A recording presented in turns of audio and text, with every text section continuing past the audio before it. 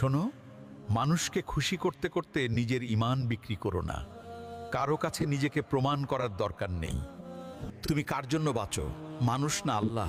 মানুষ আজ প্রশংসা করবে, কাল সমালোচনা করবে, কিন্তু আল্লাহ দেখেন তোমার নিয়ত, তোমার আমল, তোমার সততা। তাই মানুষের চোখ নয়, ঠিক করো আল্লাহর সন্তুষ্টি।